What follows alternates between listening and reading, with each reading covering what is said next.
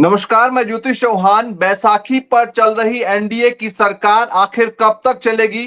क्या 5 साल चलेगी या बीच में नीतीश कुमार, जो उनका पुराना रूल रहा है कि उधर से उधर जाना, उधर से इधर आना, वो अपनाएंगे? या चंद्रबाबू नायडू कितने खुश हैं इस एनडीए में आने के बाद? ये तमाम चैनल पर लगातार चलाए जा रहे हैं, कयास लगाए जा रहे हैं कि कभी भी कोई अलग हो सकता है। लेकिन आज मैं जो खबर लेकर आया हूं, ये इन खबरों से काफी अलग है, क्योंकि एक एबीपी न्यूज ने एक खबर को ब्रेक किया है। इस खबर को चलने के बाद लगातार जो है एनडीए में हलचल है और पूरे देश में लगातार इस खबर की चर्चा की जा रही है।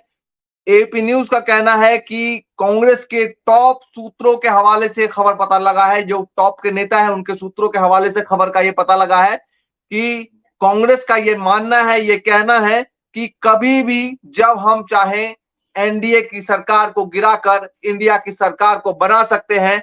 इसका क्या मतलब है, क्या मायने हैं, इस पर बातचीत करेंगे। हमारे साथ सागर शाह जी है, उनसे बातचीत करेंगे। एपी न्यूज ने खबर चलाया, किसी नेता ने बयान भी दिया, जबकि बता रहे कि भाई कांग्रेस के टॉप है, तो टॉप में तो 4-5 ही आते हैं। सोनिया गांधी, राहुल गांधी है, प्रियंका गांधी है, खड़गे जी हैं और तमाम जो है 2-4 और नेता हैं। तो अगर उन्होंने कहा है तो क्या नीतीश कुमार जाएंगे, क्या चंद्रबाबू नायडू जाएंगे उनके साथ? सिर्फ निर्दलीय के सहारे तो नहीं बना सकते हैं। 10 निर्दलीय के का बताया जा रहा है कि साथ में है उनके। देखो, बिहार के अंदर खेला चल रहा है।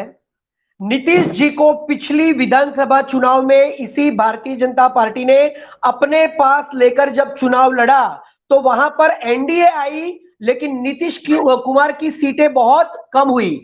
और जब नीतीश कुमार ने इंडिया ज्वाइन किया, लेकिन बिल्कुल लोकसभा चुनाव से पहले मोदी जी ने उनको पटाकर फिर से वापस बुलाया, तब वादा किया था कि बिहार के अंदर जो विधानसभा है उसको भंग करके उस विधानसभा का और लोकसभा का चुनाव एक साथ करवाया जाएगा।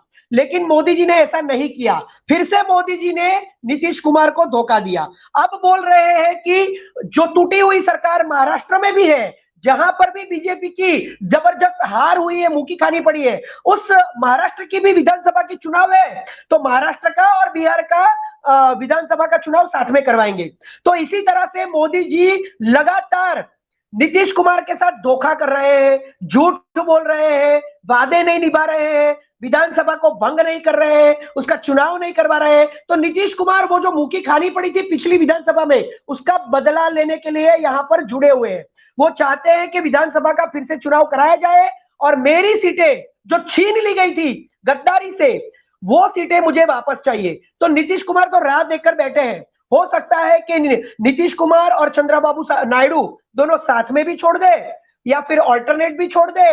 तो कभी भी ये सरकार गिर सकती है, क्योंकि ना नीतीश कुमार खुश है मोदी जी के बिहेवियर से, क्योंकि जो एक मंत्रालय देना चाहिए था वो भी उनके जो महत्वपूर्ण नेता है लल्लन सिंह, उनको एक हस्बेंडरी, एक छोटा सा मत्स्य पालन वाला मंत्रालय दिया गया।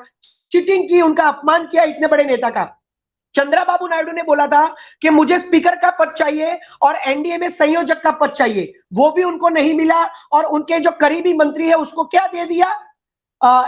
एविएशन, सिविल एविएशन दे दिया। अब आप मुझे बताइए कि सिविल एविएशन के मंत्रालय को लेकर कोई क्या करेगा, क्योंकि उसके अंदर क्या होता है, एक हमारा जो वो है प्लेन वाला, जो हमारा जो एक है, उसके बाद हमारे एयरपोर्ट है, वो दोनों तो प्राइवेटाइजेशन कर दिया गया है।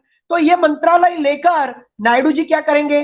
न स्पीकर का पद दिया। अजीत पवार भी नाराज चल रहे हैं। हाँ, मैं वही बोल रहा हूं कि अजीत पवार को राज्य मंत्री का ओहदा दे दिया। वो कहते कि हमें भी कैबिनेट में स्थान चाहिए। और जो शिंदे ग्रुप है, जो 17 या 15 सीट लेकर आए थे, जिनके पास अभी 7 सीट बची है, तो वो बोलते हैं कि 7 सीट देने के बाद भी हमें राज्य मंत्री का ये दे दिया मंत्रालय, हमें भी कैबिनेट में जाना है। तो सभी लोग, ये ऑक्टोपसी सरकार है, आपको पता है ना। लेकिन नीतीश कुमार तो कहते हैं, नीतीश कुमार तो ये कहते हैं कि अब हम असली परिवार में आ गए हैं, अब हम कहीं नहीं जाने वाले। अब चुनाव भी लड़ा, अगर उनको जाना होता तो वो इंडिया के साथ तो तभी चले जाते जब उनको एनडीए को बहुमत नहीं आई, मतलब बीजेपी को बहुमत नहीं आई, तो एनडीए को छोड़ के चले जाते। देखिए, ऐसा है कि हर मंच पर जाकर मोदी जी कहते हैं कि 140 करोड़ परिवार मेरा है, लेकिन एक्चुअली ये पूरा भारत नीतीश कुमार का है। एक बैनर वायरल हुआ था अभी सोशल मीडिया पे, नीतीश सबके है। तो नीतीश का ये परिवार नहीं है। एक्चुअली नीतीश तो एनडीए के साथ भी जुड़ते हैं, कभी इंडिया के साथ भी जुड़ते हैं, कभी आरजेडी के साथ भी जुड़ते हैं। देखो तेजस्वी के साथ प्लेन में बैठकर गए, आगे पीछे बैठे थे, थोड़ी देर के बाद साथ में बैठ गए। तो ये तो नीतीश जी तो क्या है कि तेजस्वी के भी है, नीतीश जी तो लालू जी के भी है, नीतीश जी तो नायडू जी के भी है, नीतीश जी तो एनडीए के भी है, राहुल गांधी के भी है, ममता जी के भी है, और ये तो एनडीए के भी है। तो नीतीश जी का परिवार ये नहीं है, नीतीश जी तो सबके है। तो नीतीश जी ने तो करके भूपेश देखा है, बघेल उनकी तो कहते हैं कांग्रेस के बहुत बड़े नेता है, अभी पूर्व मुख्यमंत्री भी रहे हैं, हाल फिलहाल में ही वो मुख्यमंत्री पद से हटे हैं इस चुनाव में। तो ये बताइए कि वो कह रहे हैं कि दोबारा चुनाव की नौबत आ सकती है, कार्यकर्ता तैयार रहें। तो क्या मानते हैं कि नीतीश कुमार इंडिया की तरफ नहीं आए और बीजेपी से सपोर्ट खींच लिया तो ये भी एक परिस्थिति बन सकती है देश में? देखिए, ये चुनाव फिर से हो सकते हैं, ऐसा इसलिए कहा जा रहा है कि चुनाव से पहले ईवीएम को लेकर बहुत सारे आंदोलन अलग अलग लोगों ने हर मंच पर किए हैं। देश के वकीलों ने जबरदस्त विरोध किया था। सुप्रीम कोर्ट ने भी चुनाव आयोग को पूछा था कि क्या इस चुनाव, देखिए मुझे पूरा करने दीजिए, कि क्या इस चुनाव में ऐसा हो सकता है कि जो वोट्स गिर रहे हैं ईवीएम में उसका मिलान वीवीपैट के साथ हो सकता है? तो चुनाव आयोग ने जवाब नहीं दिया। तो आज क्या है पता है, संघ भी नरेंद्र मोदी के खिलाफ है, संघ के कार्यकर्ता भी नरेंद्र मोदी के खिलाफ है, लेकिन आपकी तो इतनी अच्छी, देश की अब आवाम जो भी है नरेंद्र मोदी इंडिया के खिलाफ। गठबंधन की इतनी अच्छी सीटें आ गई, अब तो अब क्या ईवीएम को लेकर मतलब बात कर रहे हैं? बिल्कुल, इंडिया गठबंधन की बहुत अच्छी सीटें आई है, लेकिन अंदर से तो ऐसी भी बातें उठ रही है कि इंडिया गठबंधन की इतनी नहीं, इससे और ज्यादा आनी चाहिए थी। नरेंद्र मोदी जी को जो 240 बीजेपी को मिली है, वो सीटें भी, ऐसा बोल रहे हैं लोग, मैं नहीं बोल रहा हूं, कांग्रेस नहीं बोल रही है, लेकिन सभी लोगों की आवाज इस जनता से उठ रही है कि इस चुनाव में भी थोड़ी बहुत तो धांधली करके ये लोग बॉर्डर पर जीते हैं। ये चुनाव भी स्पष्ट नहीं है कि मोदी जी 240 प्योरली लेकर आए, क्योंकि जो आदमी सरकारें तोड़ता है, जो आदमी विधायक खरीदता है, जो आदमी लोकसभा के उम्मीदवारों को बिठा देता है, उनके फॉर्म्स को खारिज कर देता है, क्या वो धांधली नहीं करेगा?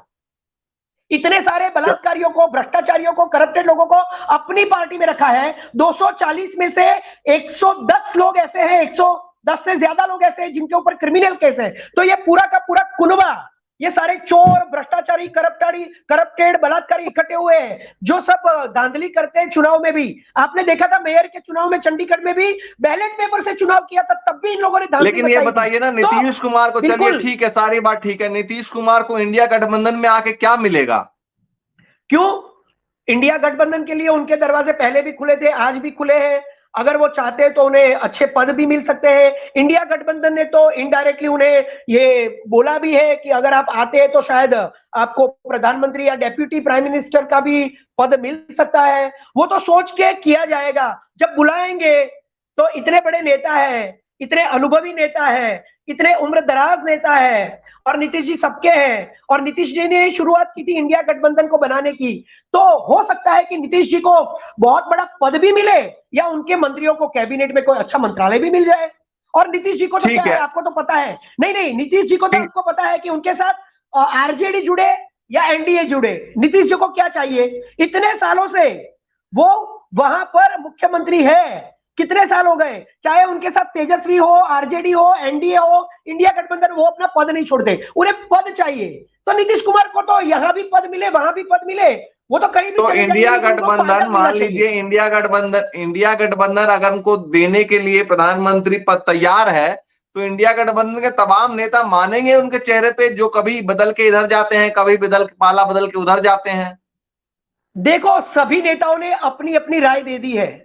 ममता जी ने तो खुलकर बोला, मोदी जी आपका वक्त गया, आप गए, आप विश्वगुरु नहीं है, और नीतीश जी हमारे मित्र हैं, नीतीश जी के साथ हम रहना चाहते हैं। ममता जी ने तो खुलकर कहा कि अगर आपको ईडी, सीबीआई, इनकम टैक्स की धमकी मिलती है, या आपको दबाया जाता है, आपको परेशान किया जाता है, तो उसके लिए आप मत जाना, किसी पद के लिए भी आप मत जाना, हमारे साथ आना, क्योंकि देश आपको क्षमा नहीं करेगा। ऐसी बात ममता जी से लेकर कांग्रेस के बड़े बड़े नेता सभी ने नीतीश जी और नायडू जी के लिए बोली है और कहा है कि आपका वेलकम है। तो सभी नेता जानते हैं कि नीतीश जी का नेचर क्या है, कि इतने सालों से सभी लोग तो माहिर हैं, सबको पता है कि नीतीश जी आएंगे तो कोई मुफ्त में नहीं आने वाले हैं। मैंने पहले ही बताया कि यहाँ लोग सब अपना फायदा देखते हैं। तो नीतीश जी अगर आएंगे और सभी लोग स्वागत कर रहे हैं तो उनको पता है कि नीतीश जी को क्या देना है, स्वाभाविक है। अच्छा, टीडीपी को क्या देने वाले हैं? चंद्रबाबू नायडू को क्या देने वाले हैं? देखिए, चंद्रबाबू नायडू की तो स्थिति बहुत अच्छी हो गई है ना, वो तो वहां के मुख्यमंत्री बन गए हैं और नीतीश जी ने 175 में से 135 सीट पा ली है। वहां तो एनडीए गठबंधन जो है उसमें जो भारतीय जनता पार्टी का गठबंधन है आधा, वो तो जीरो है।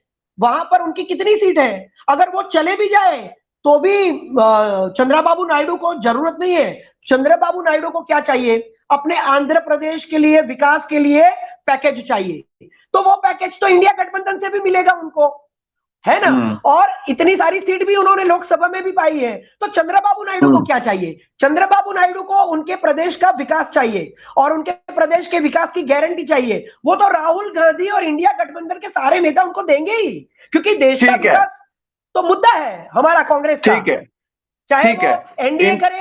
हाँ ठीक है, कांग्रेस जो कह रही है कि हम कभी भी सरकार बना सकते हैं, तो ये बिना नीतीश कुमार से बात किए, बिना टीडीपी से बात किए, क्या कैसे, मतलब इसका बेस क्या रहेगा? देखिए, इंडिया गठबंधन सरकार बनाएगी तो इंडिया गठबंधन ने जो ताकत दिखाई इस लोकसभा चुनाव में, कितना परेशान किया। कांग्रेस के सारे अकाउंट्स सीज कर लिए। जब भारत जोड़ो यात्रा करी तो भारत जोड़ो यात्रा को तोड़ने के लिए कितने प्रयत्न किए। जब इंडिया गठबंधन बना तो उसको तोड़ने के लिए कितने प्रयत्न किए। दो दो मुख्यमंत्रियों को जेल में डाल दिया। उसके बाद 95% विपक्ष के नेताओं को परेशान किया गया ईडी के द्वारा, सीबीआई के द्वारा, इनकम टैक्स के द्वारा। उनकी मंत्री ने तो संसद में बोला था कि चुप रहिए विपक्ष के लोगों, अगर आपने ज्यादा आवाज की तो आपके घर पे ईडी आ सकती है। तो ऐसी सरकार को जब धूल चटाई इंडिया गठबंधन ने, तो क्यों इंडिया गठबंधन इतनी सीट लेकर आया? जब पूरा देश इनके साथ है, पूरी आवाम, पूरी जनता इनके साथ है। तो आप देखिए, 3 लोग तो अभी जुड़ गए इंडिया गठबंधन के साथ। देखिए, राहुल गांधी के साथ मैं आपको बताता हूं, बिहार से पप्पू यादव जुड़े, फिर महाराष्ट्र सांगली से जो एक निर्दलीय थे विशाल पाटिल वो जुड़ गए, लद्दाख से एक मुस्लिम निर्दलीय उम्मीदवार है वो जुड़ गए। तो इंडिया गठबंधन में तो जुड़ने के लिए तैयार है। और ये जो 240 सीट पाई है ना, उसके अंदर भी 110 कांग्रेस के लोग हैं। ये जो इनका 240 का भारतीय जनता पार्टी का कहते हैं ना कि ये 295 नहीं, भारतीय जनता पार्टी की 240 सीटें, उसमें भी कितने ही लोग, 100 से अधिक लोग कांग्रेस के हैं।